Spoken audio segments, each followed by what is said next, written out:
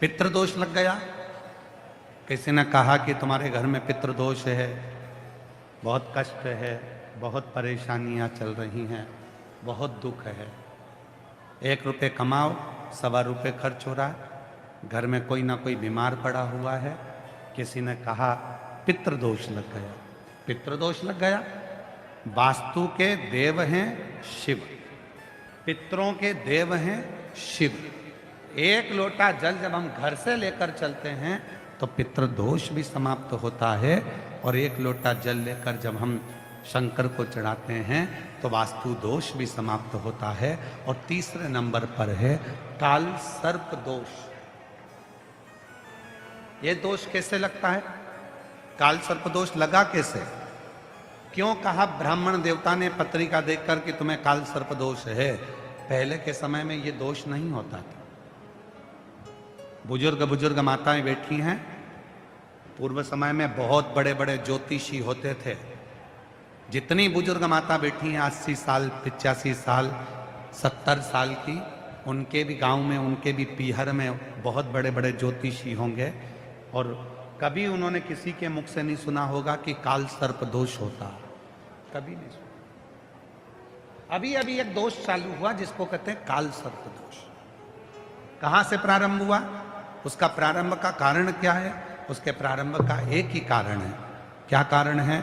पहले के समय में भगवान को स्नान कराते थे।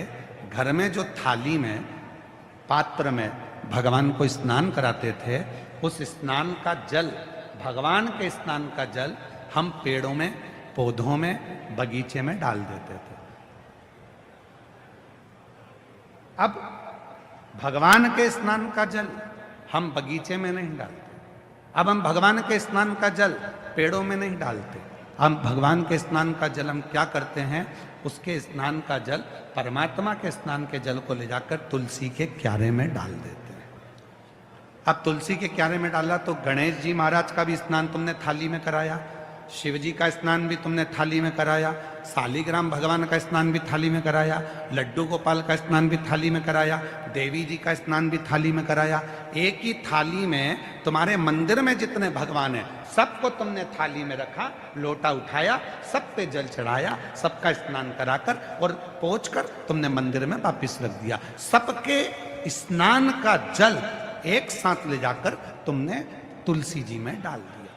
माता तुलसी में किस देवता का जल जाना चाहिए, माता तुलसी में किस देवता का जल पहुंचना चाहिए, ये दुनिया के लोगों को नहीं मालूम। तो सारे देवता का जल जब माता तुलसी में जाना प्रारंभ हो जाता है तो फिर धीरे धीरे धीरे धीरे वो काल सर्प दोष का रूप रख लेता है।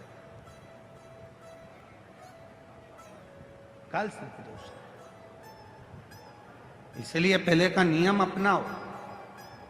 जल को, अगर भगवान के स्नान का जल है तो उसको ले जाके तुलसी में मत डालो, उसको ले जाकर एक बगीचे में, एक गमला हो, तुम्हारे घर में कोई पौधा हो, कोई गमला रखा हो, उस गमले में उस जल को डाला करो। तुलसी में तो साफ जल डालो। 1 लोटा जल भर के ले आओ, माँ तुलसा में डालो, तुलसा जी की परिक्रमा करो, दीपक लगाओ, प्रणाम करो, निवेदन करो, उनको नमन करो।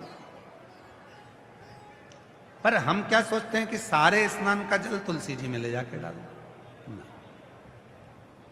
3 दोष है, वास्तु दोष, पितृदोष, काल सर्प दोष। इन 3 दोषों को यदि मिटाना है तो हमें कहीं नहीं जाना, 1 लोटा जल भरना, शिव मंदिर में जाना चालू करना, शंकर भगवान को जल चढ़ाना प्रारंभ करना और प्रेम से बाबा को अपने मन का भाव कहना, जीवन के सारे दोष समाप्त होना प्रारंभ हो जाए।